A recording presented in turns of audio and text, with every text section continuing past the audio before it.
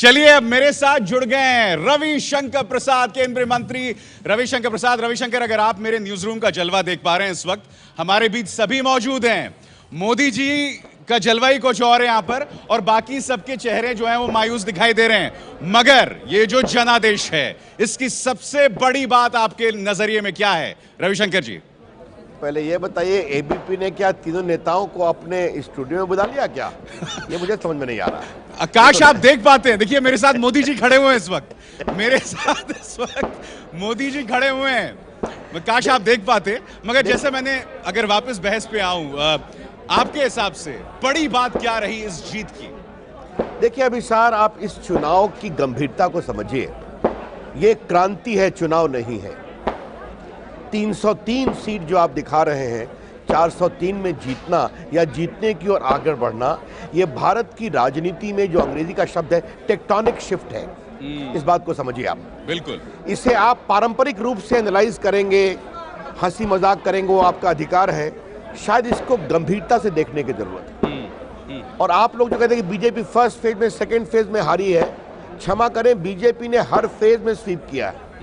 मैं तो मानता हूं बीजेपी को हर वर्ग का समर्थन मिला है, और मुझे लगता है कि बड़ी संख्या में मुसलमान समाज के नौजवानों ने भी इसके बारे में सोचा है कि बीजेपी की तरफ चलना है, मोदी की तरफ चलना है।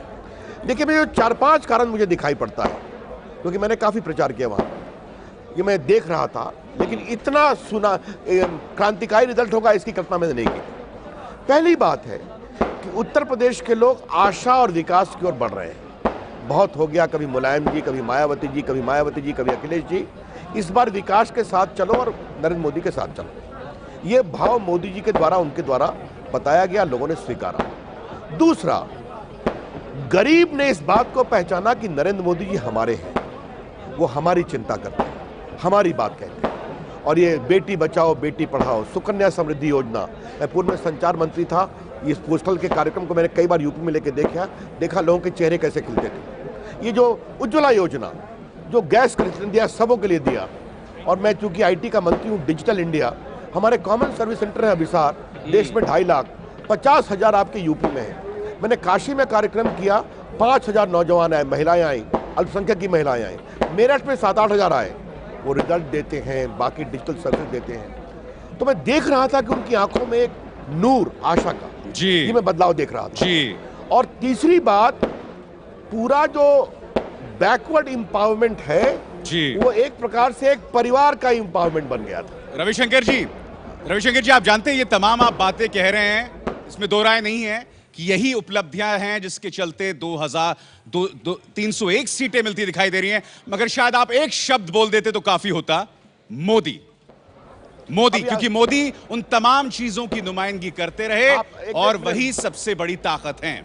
अभिसार जी, आपने मुझे पूरा बोलना कहाँ दिया भाई? मैं तो बोल ही रहा था ना, आपने मुझे रोक दिया। देखिए, नरेंद्र मोदी को सिर्फ एक व्यक्ति के रूप में कम देखिए आप। मोदी जी एक नेता और एक विचार के रूप में देश को आगे बढ़ाना है। ये जो जनता के उनका जो कनेक्ट है, अब आप लोग व्यंग कर रहे थे, आप नहीं, आपके कई मित्र, कि मोदी जी 3 दिन यूपी में, काशी में मेहनत कर रहे हैं। अगर कुछ लोग रायबरेली अमेठी नहीं जाते हैं तो क्या भारत के प्रधानमंत्री अपने क्षेत्र में नहीं जाएंगे क्या? तो नरेंद्र मोदी जी ने, और देखिए 2.5 साल हो गए भारत सरकार को, इसके बावजूद 14 का रिजल्ट रेप्लिकेट हो रहा है उत्तर प्रदेश में। तो मोदी जी को तो है ही है। इसके साथ ही साथ मैं अपने राष्ट्रीय अध्यक्ष की चर्चा करना चाहूंगा। अभिसार, मैं भाजपा की सेंट्रल पॉलिटिक्स में 90 से हूँ, जब मैं युवा मोर्चा का राष्ट्रीय उपाध्यक्ष बना। आज हमारे अमित शाह जी ने राष्ट्रीय अध्यक्ष के रूप में मेहनत के जो पैमाने स्थापित किए हैं, हम लोग को बहुत गौरव है। आई मस्ट, बिल्कुल। जितनी वो मेहनत करते हैं, तो एक टीम के रूप में मंडल का कार्यकर्ता, छोटा कार्यकर्ता, सारे पदाधिकारी, हम सभी लोग, हमारे प्रधानमंत्री जी और अमित शाह जी, सब लोगों ने मिलकर बहुत बढ़िया काम किया। लेकिन हाँ, प्रधानमंत्री जी की और अपने राष्ट्रीय अध्यक्ष जी की मैं चर्चा विशेष रूप से बिल्कुल। रविशंकर जी, मैं आपको रोक रहा हूं, मैं इसलिए रोक रहा हूं क्योंकि 1991 की बात हम कर रहे थे आज सुबह, और राम लहर से बड़ी मोदी लहर है। क्या इस बात का आभास है आपको रविशंकर जी? कि जब मैं प्रचार कर रहा था, मैं पश्चिम से लेकर पूरब तक हर जगह दौरा किया, तो मुझे एक बदलाव का जबरदस्त हवा तो दिखाई पड़ रही थी। लेकिन मैं थोड़ा अभिसार अपने आदत से कंजर्वेटिव हूं, मैं कम आंकड़ा लगाता हूं। लेकिन ये तो एक प्रकार से तूफान था। और देखिए, मैं आपको एक बात कहना चाहता हूं, अगर मायावती, छोड़िए राहुल जी और श्रीमान अखिलेश जी, अगर मायावती जी और अखिलेश जी का भी अलायंस होता तो जो रिजल्ट आ रहा है ये उसको भी मात कर देता। जी, इस बात को समझिए। रविशंकर जी, मैं आपसे, ठीक है, मैं एक आखिरी सवाल आपसे यहां पर जानना चाहता हूं, क्या आपको लगता है 2019 का मुकाबला आपने जीत लिया या विपक्ष जो है अब लामबंद होगा? It will be Modi versus rest, जिसमें अखिलेश और मायावती संभवतः एक राजनीतिक मंच पर होंगे। देखिए, ये आपकी सोच है, आप कहिए कि आपने ये पास कर लिया, वो पास कर लिया। हम देश के लिए काम करते हैं, भारत को आगे बढ़ाते हैं, बढ़ाते रहेंगे।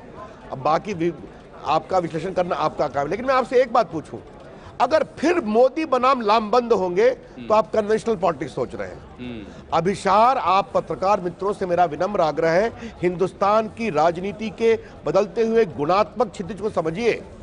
India is मेटामॉर्फोजिंग।